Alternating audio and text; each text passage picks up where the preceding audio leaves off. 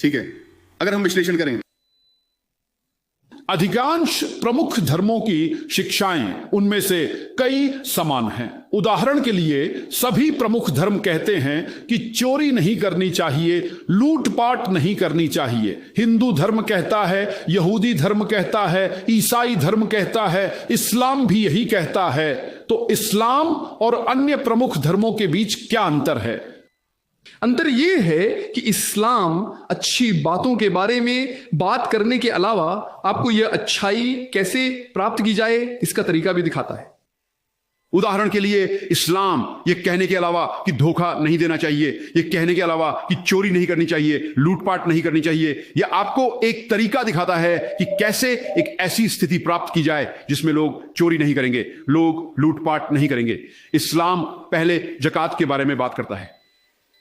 ज़कात का मतलब है कि यह इस्लाम का तीसरा स्तंभ है कि हर अमीर इंसान, हर अमीर मुस्लिम जो निसाब स्तर से अधिक 85 ग्राम सोने से अधिक बचत करता है, उसे हर चंद्र वर्ष में उस अतिरिक्त धन का 2.5% दान में देना चाहिए। इसे ज़कात कहा जाता है।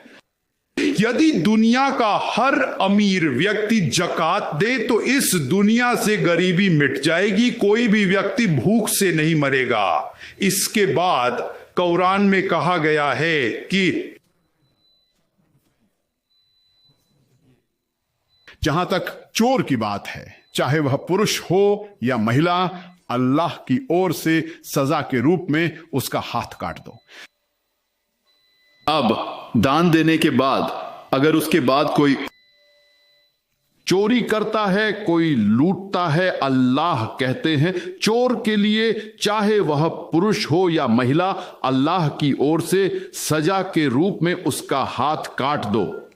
आप जानते हैं आज वह देश जिसमें सबसे अधिक चोरी और दुनिया में सबसे अधिक अपराध दर है, वह कौन सा देश है? यह अमेरिका है। अपराध और चोरी की सबसे अधिक दरों में से एक। मैं आपसे यह सवाल पूछ रहा हूं कि अगर आप अमेरिका में इस शरिया के नियम को लागू करते हैं कि हर अमीर व्यक्ति जिसके पास निसाब स्तर से अधिक 85 ग्राम सोने से अधिक की बचत है, उसे अपनी बचत का 2.5% देना चाहिए हर चंद्र वर्ष में दान में। और उसके बाद अगर कोई आदमी चोरी करता है, कोई आदमी डकैती करता है, तो उसके हाथ काट दो सजा के रूप में। मैं आपसे सवाल पूछ रहा हूं, क्या अमेरिका में चोरी की दर बढ़ेगी, वही रहेगी या घटेगी? यह कम हो जाएगा। यह सरल है। इस उत्तर को जानने के लिए आपको पीएचडी होने की आवश्यकता नहीं है। जैसे ही आप शरिया लागू करते हैं आपको परिणाम मिलते हैं। इसलिए मैं कहता हूं कि इस्लाम अच्छी बातों के बारे में बात करने के अलावा, अच्छी बातों का प्रचार करने के अलावा आपको एक तरीका दिखाता है कि कैसे उस स्थिति को प्राप्त किया जाए जिसमें लोग चोरी नहीं करेंगे, डकैती नहीं करेंगे। बेहतर समझ के लिए मैं आपको एक और उदाहरण देता हूं। अधिकांश धर्म कहते हैं कि आपको लड़की को छेड़ना नहीं चाहिए, लड़की से छेड़छाड़ नहीं करनी चाहिए, लड़की का बलात्कार नहीं करना चाहिए।